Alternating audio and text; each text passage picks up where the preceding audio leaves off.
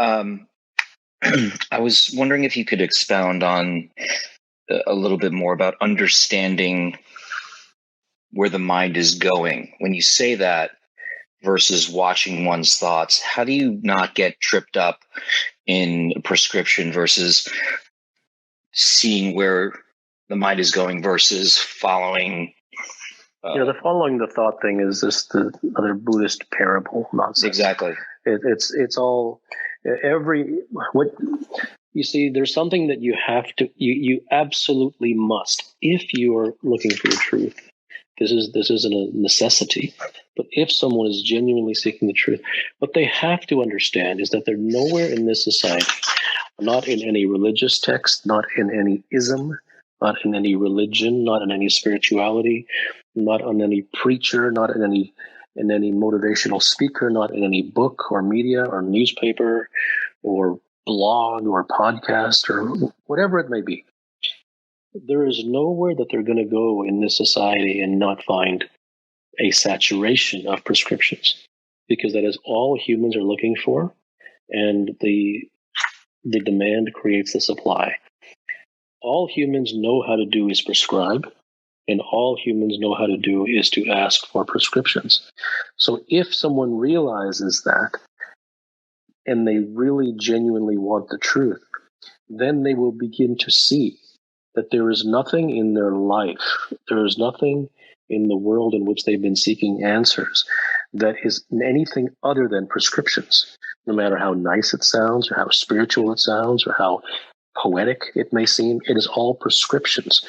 And they must also understand not to turn no prescription into a rule to follow. It isn't that no prescriptions is a rule. There is no compulsion to follow it. But if one is genuinely seeking the truth, and they will see the futility of prescriptions, they will see that prescriptions will always lead them back to where they started. It is just a cul-de-sac. It can never lead them anywhere. So you can watch your thoughts until the cows come home, and exactly. 50 years later, you will still be watching them. If you look at if you look at the meditators, do they become enlightened? No, none of them. No. Not a single one. If you look at the ones who are following mindfulness, they're following mindfulness today, and 70 years later, they're still following mindfulness. And when they're told by the Buddhists, they're told, well, just keep practicing. Well, that's fine. How long did you practice? If the person's close to death, how many years do they have left to practice? Do they practice after they die? So everything that you must understand about human beings, you have to understand the source. And the source from which you're getting these things is a human. And a human is a prescribing machine. You will not find in your lifetime a single human being who will not try to prescribe to you and to make you do something because it's good for you, or give you advice to make you happier. Nowhere will you find that. So there's no outrage about that. There's no reason to be upset about that. But if you understand that, then you know that you will, if you go to a farm of barking dogs, you're not shocked because you expect dogs to bark.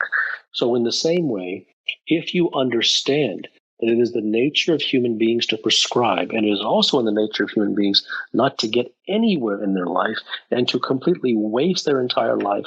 And if you examine obituaries and cemeteries, what you will see is that every human being dies unaware.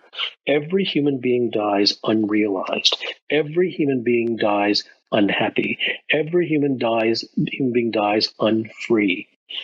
If you realize that, then you will not fall into the trap of listening to what people say. You will burn all your books. You will turn off your radio. You will not listen to anyone because you know that they will give you nothing but prescriptions.